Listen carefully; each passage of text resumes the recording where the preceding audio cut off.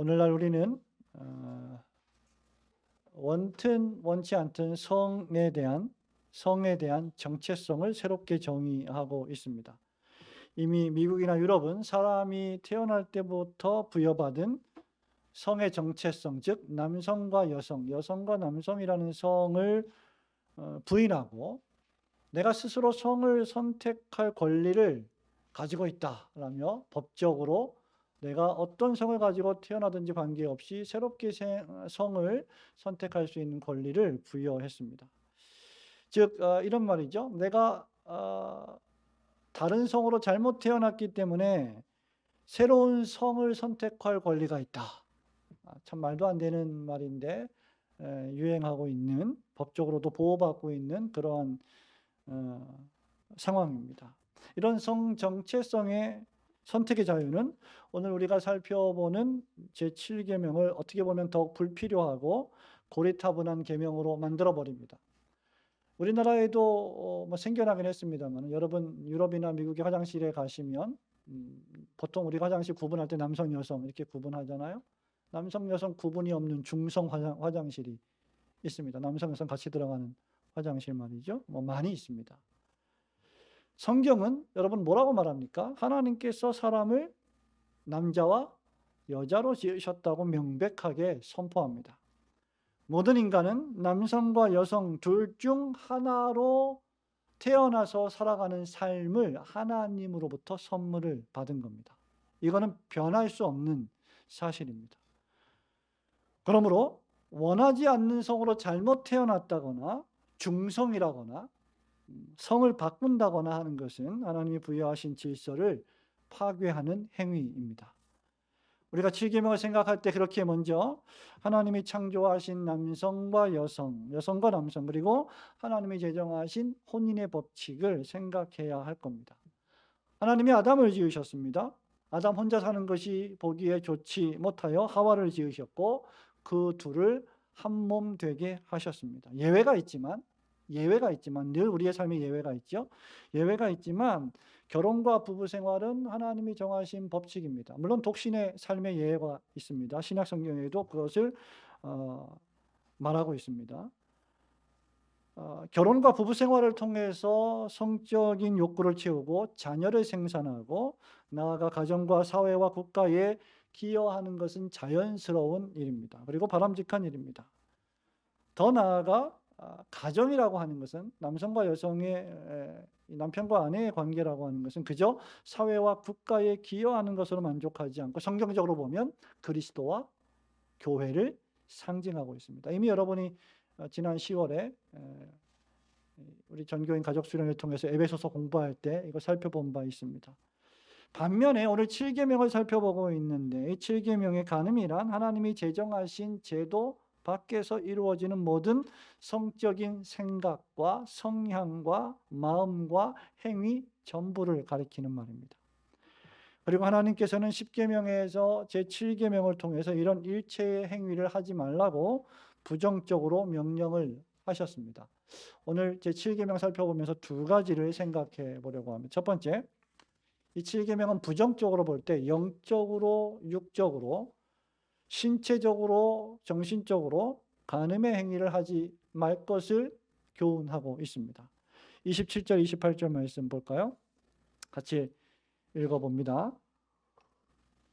시작. 또 간음하지 말라 하였다는 것을 너희가 들었으나 나는 너희에게 이르노니 음욕을 품고 여자를 보는 자마다 마음에 이미 간음하였느니라. 아멘. 지금 예수님 마태복음 5장에서 산상수훈의 말씀을 하고 계시죠.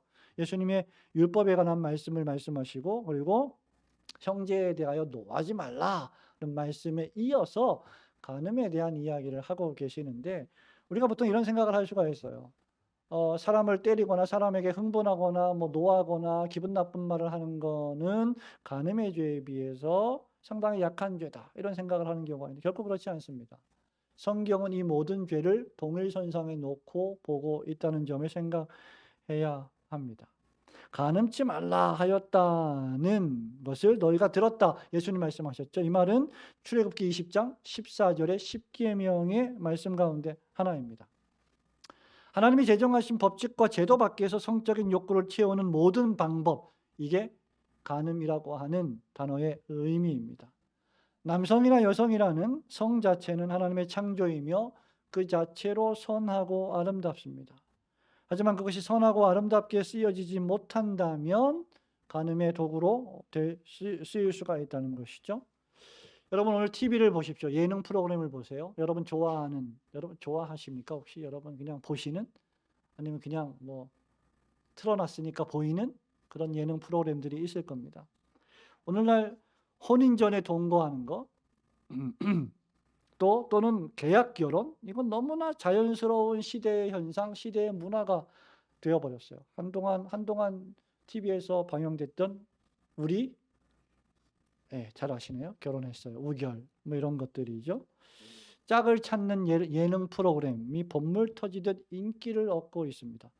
결혼의 목적이나 의미는 별로 찾아볼 수 없고 관능적인 쾌락만 난무하는 그런 예능 프로그램들입니다. 근데 여러분 신명기 22장 28절에서 29절에 따르면 구약에서 혼인하지 않은 처녀와 관계를 맺은 남자는 그 처녀를 책임지든지 아니면 그 여자의 아버지에게 은 50세겔이라고 하는 막대한 돈을 주어서 그 책임을 면제받아야만 했습니다. 이것이 구약의 율법 가운데 하나였습니다. 일종의 책임져야 할 범죄였던 것이죠. 그만큼 성경은 합법적인 테두리 안에서의 관계를 중요하게 생각합니다.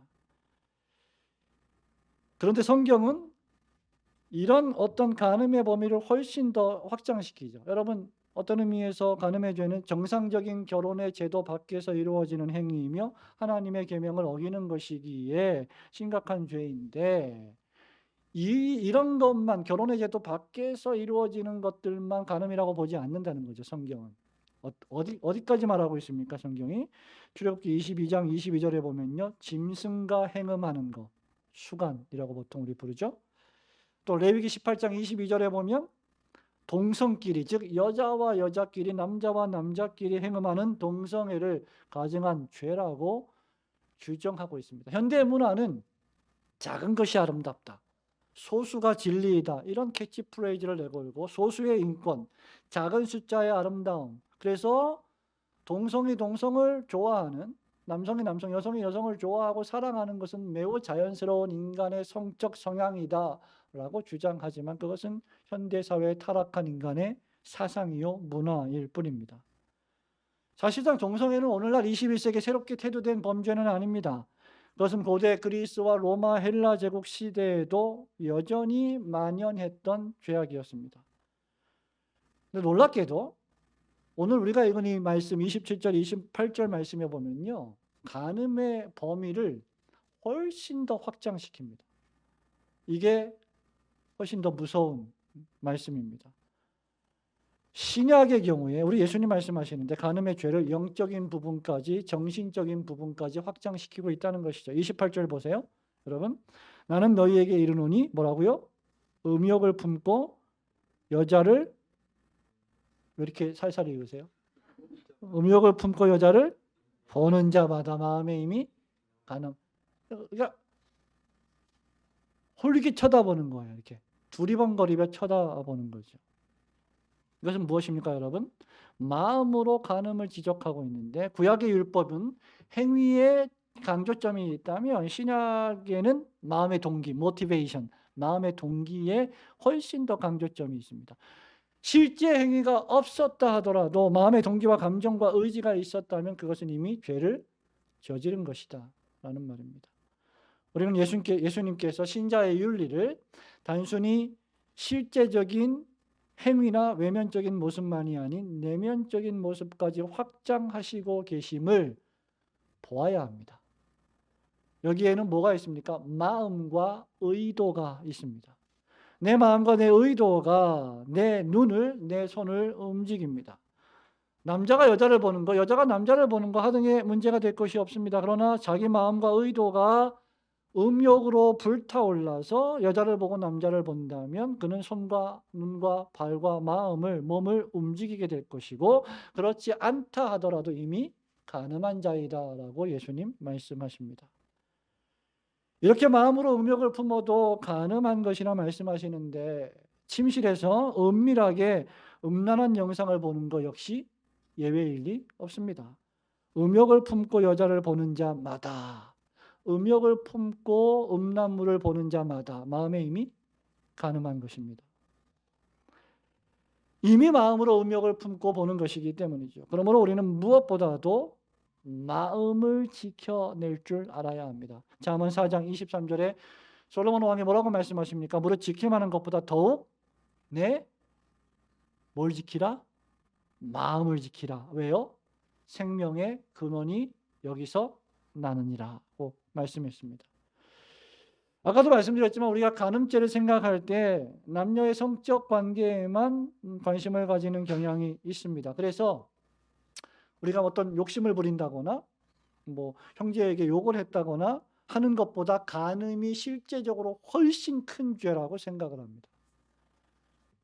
우리의 어떤 타락한 생각의 경향이 그렇게 가는 거죠. 그러나 여러분, 바울이 골로새서 3장 5절에서 무슨 말씀을 하십니까? 이런 말씀을 하십니다. 그러므로 땅에 있는 지체를 죽이라. 곧 음란과 부정과 사욕과 악한 정욕과 그다음 뭔지 기억나세요? 탐심이니,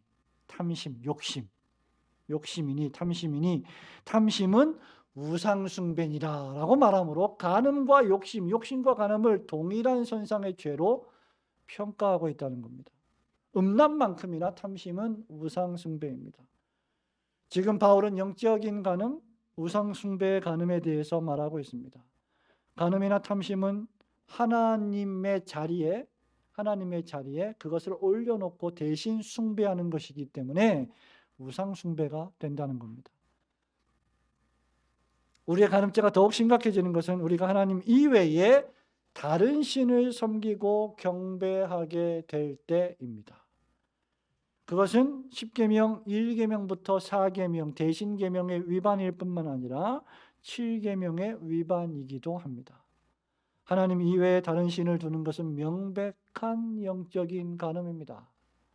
우리는 보통 육체적인 간음을 죄라고 생각하지 영적으로 하나님을 섬기는 대신 세상의 돈이나 물질이나 뭐 권력이나 명예나 이런 것들을 더 추구하고 섬기는 것을 간음이라고 생각하지 않는 경향이 있습니다. 그러나 여러분, 그것이 재물이든지 권력이든지 그것이 사소해 보이는 것이든지 중대한 것이든지 관계없이 그것은 영적 간음입니다. 그러므로 여러분의 마음을 거룩하고 정결하게 하여 영육의 간음으로부터 그 마음을 올곧게 지켜내시기를 주님의 이름으로 축원합니다. 두 번째로, 영육의 간음을 피하기 위해서 어떻게 할까요? 긍정적으로 우리의 마음을 더욱 뜨겁게 하여 하나님과 하나님의 말씀을 사모하는 삶을 살아가야 할 것입니다. 29절, 30절 같이 읽어볼까요? 29, 30절입니다. 시작. 만일 내 오른 눈이 너로 실족하게 하거든 빼어내버리라. 내 백체 중 하나가 없어지고 온몸이 지옥에 던져지지 않는 것이 유익하며, 또한 만일 내 오른손이 너로 실족하게 하거든 찍어내버리라. 내 백체 중 하나가 없어지고 온몸이 지옥에 던져지지 않는 것이 유익하니라. 아멘. 여러분, 이 말씀은 간음을 행하게 만드는 요소들을 적극적으로 제거하라는 말이죠. 그런 상황과 환경들을 제거하거나 피하라는 말입니다. 왜냐하면 간음에는 두 가지 형벌이 따르기 때문에, 하나는 물리적인 형벌입니다. 아까도 말씀드렸습니다만 일단 처녀를 범하게 되면 두 가지를 해야 됩니다. 첫째, 그 처녀를 책임지든지 아니면 50세겔을 아버지에게 주어서 그 책임을 합의하에 면제를 받든지, 물리적인 형벌입니다. 또한 영적인 형벌을 받게 되는데 어떤 것입니까? 양심의 심각한 고통을 받게 됩니다. 그렇기에 우리 예수님께서는 그런 형벌 또는 얘기되는 참혹한 결과를 피하기 위해서는 강력하게 실족하게 되는 요소를 과감히 제거시켜야 한다라고 말씀하시는 것입니다. 왜냐하면 오른손을 잃어버리고 온몸이 지옥불에 빠지지 않는 것이 훨씬 더 유익한 일이기 때문이다라는 것이죠. 그러면 간음치 않게 하기 위해서 우리 어떻게 해야 할까요? 드디어 여러분, 소요리 문답 제 70문, 71, 72문이 주보 3페이지에 있는데요. 71문답을 먼저 읽어보겠습니다. 두 가지를 제시합니다. 구체적으로 가늠치 않기 위해서 어떻게 해야 할까? 71문 문답합니다. 7번째 계명에서는 무엇이 요구됩니까? 시작.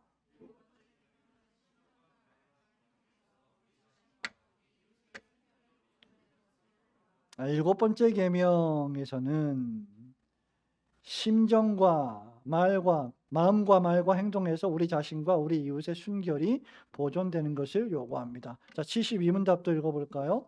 7번째 계명에서는 무엇이 금지됩니까? 답 시작.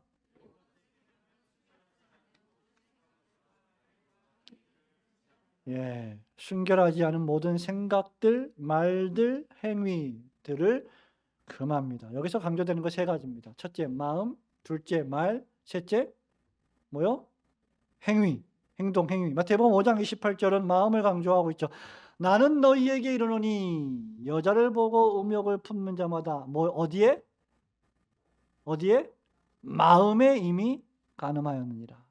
마음으로 하는 간음을 제거해야 한다. 에베소서 4장 29절은 입을 언급하고 있습니다. 입. 무릇 더러운 말은 너희 입 밖에도 내지 말고 오직 덕을 세우는 데 소용되는 대로 선한 말을 하여 듣는 자들에게 은혜를 끼치게 하라. 요즘도 그런 분이 계실지 모르겠는데 음담패설 하시는 분들 참 많습니다. 입만 열면 더러운 말, 정결하지 않은 말, 이런 말들. 바울은 입 밖에도 내지 말라. 말을 하려면 덕을 세우는 말을 하라. 여러분, 예배당에 와서 교회에 와서 정신 산란하게 하는 이야기 할 필요 없습니다. 하나님 말씀, 하나님 진리의 말씀, 은혜되는 말씀, 성도의 교제를 나누는데 집중해야 합니다. 지나치게 연예인 이야기, 영화 배우 이야기, 그런 이야기 할 날이 아닙니다. 주일은. 에베소서 5장 3절 4절도 역시 마찬가지죠. 음행과 온갖 더러운 것은 탐욕은 너희 중에서 그다음 그 이름이라도 뭐하지 말라? 부르지 말라. 욕도요. 욕도 해본 사람이 합니다. 그죠? 욕을 찰지게 잘하는 사람들 많이 해봐서 그래요. 욕을 못하는 사람은 못합니다. 왜? 안 해봤기 때문에. 근데 자꾸 이게 말을 하다 보면 그 말들을 너무 자연스럽게 하게 되죠. 절대 말라고 했습니다. 이는 성도에 마땅한 바 아니라 누추함과 어리석은 말이나 희롱의 말이 마땅치 아니하니 돌이켜 감사하는 말을 하라. 옛날에 그 개그 프로그램이나 이런 코미디 프로그램 보면 자학개그를 하는 거죠. 자학개그, 희롱하는 개그. 자기 자신을 막 희롱시켜서 자학해서 막 상대방 웃기는 것. 또 때로는 상대방을 아주 자극하고 희롱하고 아주 깎아내려서 웃기게 만드는 그런 코미디 상당히 유행했습니다. 그런 게 희롱하는 말이에요. 조롱하는 말입니다. 이런 말들 마땅치 아니하다. 우리의 입에서 나올 말들은 감사하는 말을 해야 한다. 자, 디모데후서 2장 22절은 마지막으로 행위를 강조합니다. 행동. 또한 내가 청년의 정욕을 피하고 주를 깨끗한 마음으로 부르는 자들과 함께 의와 믿음과 사랑과 화평을 쫓으라. 가늠치 않게 하기 위해서는 우리는 적극적으로 의와 사랑과 믿음과 화평을 따라가야 한다는 말씀입니다. 제가 종종 언급하는 사무엘 러더퍼드 장로교 신학자가 자신만의 교리문답을 만들었다고 했죠. 그 교리문답 533문에서 이 간음에 대해 정의할 때 간통, 근친상간, 간음, 수간, 짐승과의 성행위, 남색, 남성과 남성, 여성과 여성 간의 성행위 이런 것들에 물들지 않게 우리의 몸을 보호할 것을 권면하면서 그 다음 534문답에서 더 구체적으로 이렇게 말합니다. 제7계명은 바로 위에서 언급한 답변 외에 더 이상 금지하는 것은 없습니까? 라고 묻고 간음에 관계된 우리가 금해야 될 것 가운데 답을 이렇게 합니다. 폭음, 부어라 마셔라 하는 거 있죠. 폭식, 왜 웃으십니까? 술 취함, 추잡한 이야기, 야한 옷, 음탕한 눈, 음탕한 귀, 음란막이 왔다 갔다 한다 그런 얘기 하죠. 음란한 신체적 접촉, 춤, 매춘부와 음란한 여자와 자리를 같이 하는 것, 그리고 추잡함을 일으키는 모든 경우를 금지합니다.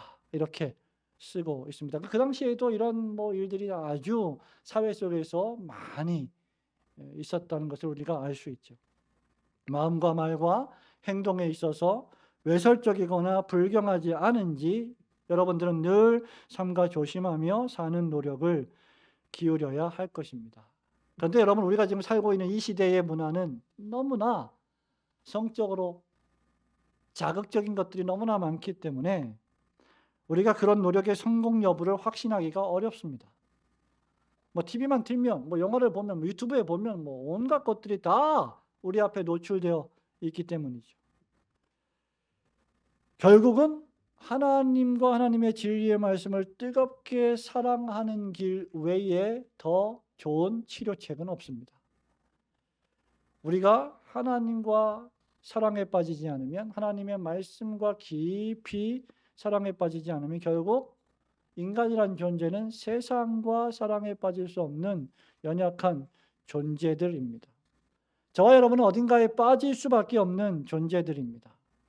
그러므로 우리가 이런 부패와 타락으로부터 우리를 보존할 수 있는 유일한 길은 하나님의 사랑의 은혜에 빠져드는 길뿐입니다. 그럼 베드로후서를 한번 찾아볼까요? 베드로후서 1장.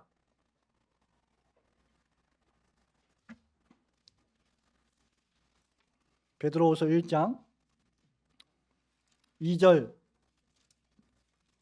3절, 4절. 2절, 3절, 4절입니다. 읽습니다. 시작.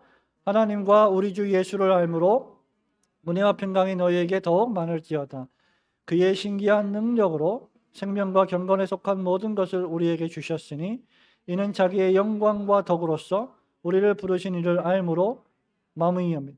이로써 그 보배롭고 지극히 큰 약속을 우리에게 주사 이 약속으로 말미암아 너희가 정욕 때문에 세상에서 썩어질 것을 피하여 신성한 성품에 참여하는 자가 되게 하려 하셨느니라.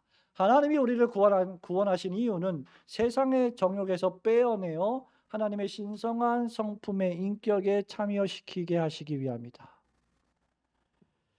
하나님의 사랑이 여러분을 지킵니다. 여러분이 여러분을 지키지 못합니다. 하나님이 여러분을 지키십니다. 하나님 사랑이 여러분을 보호하십니다. 하나님께 무릎 꿇고 기도하며 진리의 말씀을 가까이 하는 것만이 우리 자신의 그리고 타인의 정절을 보존하는 유일한 길입니다. 하나님의 진리의 말씀과 사랑에 깊이 잠겨 여러분 자신과 다른 사람들의 정절과 명예를 지키고 이 세상의 모든 순결치 않은 생각과 말과 문화와 타락한 행위들에서 여러분을 지켜나가시는 성도들이 되시기를 주님의 이름으로 축원합니다. 성도 여러분, 말씀을 맺습니다. 우리는 오늘날 여기저기 도처에서 하나님의 말씀이 고르타분하고 이거 그런 의미가 아니야, 혼잡하게 하면서 성도를 비진리로 유혹하는 어떻게 보면 영적 간음의 시대에 살고 있습니다. 유튜브, TV, 문화, 영화, 모든 종류의 세상의 문화들이 일반적으로, 다 그런 건 아니지만 일반적으로 하나님과 하나님의 말씀에서 우리를 떠나게 만드는 요소들이 너무나 많습니다. 어떤 사람은 세상 쾌락에 과도하게 빠져 있어서 세상의 연락을 즐기며 영원한 생명을 대비하지 않습니다. 주로 부자들이, 일반적으로 부자들이 이런 경향을 많이 가지고 있을 겁니다. 너무나 돈이 많아서, 매달 들어오는 돈들이 너무나 많아서 하나님을 생각할 어떤 여지가 없는 거죠. 뭔가 부족하고 뭔가 어렵고 곤란한 일이 생기고 아프고 고통이 있고 뭔가 하나님을 찾아야 될 거리가 생겨야 되는데 너무나 부자인 거예요. 그래서 영원한 생명, 다가올 하나님의 심판을 대비하지 않습니다. 여러분, 돈이 많으면 간절해져요? 돈이 좀 없으면 애절해져요? 돈이 좀 없어야 간절해지고 뭔가 좀 애절해지고 그렇습니다. 뭔가 좀 결핍이 된 게 있고 뭔가 부족해야 뭔가 삶에 대한 애정이 더 생기고 뭐 기도하고 뭐 우리 그리스도인들은 정말 열심히 하나님 앞에 뭐 매달리고 그러지 않겠습니까? 그래서 어떤 의미에서 보면 우리가 부자인 것이 결코 축복은 아닌 것입니다. 한편으로 생각해 보면. 그렇다고 부자가 되지 말라는 말은 결코 아니에요. 여러분, 하나님을 떠난 부자의 삶이 성경에서 자주 나오는데 그것이 참혹한 이유는 바로 마지막 날에 하나님의 저주와 심판을 쌓아놓는 영적 간음의 죄를 짓고 있는 것이기 때문입니다. 창고에 돌을 계속 쌓아놓는 거죠. 그러는 동안에 하나님은 없어요. 그 사람의 마음에 없어요. 내가 내일 죽으려니 오늘 먹고 마시자라고 세상 연락을 즐기며 살아가죠. 그는 하나님 사랑하는 것보다 돈과 쾌락을 사랑하며 살다가 지옥에 빠져들어갔습니다. 야고보 선생은 일부 부자들이 살아가는 그런 삶이 어떤 삶이냐라고 말할 때 이렇게 말을 합니다. 도살의 날을 위해서 마음을 살찌게 하는 것이다. 여러분, 감이 잘 안 오시죠? 돼지나 소를 키우잖아요. 돼지나 소를 왜 키워요? 팔기 위해서. 그럼 팔기 위해서 키우려면 어떻게 해요? 살을 찌워야 돼요. 그래서 호스를 연결해서 물을 먹이고 몸집을 불리고 사료를 먹이고 크게 하지 않습니까? 돈 많이 받으려고. 부자들이 돈을 벌기 위해서 그렇게 살아가는 삶이 마치 소나 돼지를 그렇게 키워서 도살의 날에, 결국 죽을 날에, 그 죽을 날을 위해서 살을 찌우게 하는 것과 같다. 이런 표현을 쓰고 있습니다. 야고보서 5장 5절은 이렇게 말합니다. 너희가 땅에서 사치하고 연락하여 도살의 날에 너희 마음을 살찌게 하였도다. 하나님 없이 돈만 열심히 벌며 살아가는 것 역시 영적 간음, 우상 숭배의 삶을 살아가는 것이다라는 말이죠. 누가복음 16장 19절에 유명한 비유가 나오죠. 부자의 비유. 연락하는 한 부자가 나옵니다. 이 부자가 나사로와 비교되어 있죠. 그죠? 나사로는 죽어서 아브라함의 품에 들어갔고 이 부자는 죽어서 지옥에 떨어졌습니다. 근데 왜 지옥에 떨어졌을까요? 19절에 보니까 한 부자가 있어 자색 옷과 고운 베옷을 입고 날마다 호화로이 연락하는데, 여기서 연락한다는 건 뭐 전화한다는 게 아니에요. 인생을 즐기며 육체를 즐겁게 하며 쾌락을 누리며 자기 자신의 배만을 위해서 살아간다는 겁니다. 연락한다. 자색 옷과 고운 베옷을 입고 날마다 호화로이 쾌락을 즐기며 살아간다. 여기에 무슨 고난이 있습니까? 여기에 무슨 교회가 있습니까? 하나님 나라가 있습니까? 복음이 있습니까? 헌신이 있습니까? 헌금이 있습니까? 사랑이 있습니까? 아무것도 없어요. 자기 자신의 배만을 위하여 육체적인 쾌락만을 위하여 오로지 그것이 목적인 사람처럼 살아가는 삶이죠. 결국 지옥에 떨어졌습니다. 어떤 사람들에게는 그 시대의 문화와 쾌락에 물들지 않고 자신을 지켜 하나님을 사랑하고 예배하며 살아가는 삶이, 우리의 삶이, 우리 그리스도인의 삶이 고리타분하게 보일지 모릅니다. 매주일마다 꼬박꼬박 교회 나와서 예배드리고 오전 예배 드렸으면 됐지 오후 예배는 왜 또 드리나, 2번씩 예배를 드려야 되나, 꼭 그런 생각을 할 수도 있지만 이렇게 온종일 3번, 4번을 예배 드릴 수도 있는데 2번 드리니 얼마나 감사해요. 이렇게 예배 드리는 것으로 감사하며 만족해하며 살아가는 삶, 이게 고리타분하게 보일지 모르지만 이 길은 하나님이 여러분의 영혼과 마음과 몸을 지키시는 가장 안전한 길입니다. 믿으시기를 주님의 이름으로 축원합니다. 그러므로 여러분, 우리 7계명을 생각하면서 하나님의 자리에 우상을 세워놓고, 그것이 뭐 육체적인 쾌락이든 돈이든 물질이든 뭐 권력이든 무엇이든지 영적 간음에 빠지지 않는, 오직 하나님을 사랑하고 예배하는 일에 진력하며 살아가시는 여러분 개인과 가정과 우리 교회가 되기를 주님의 이름으로 축원합니다. 아멘.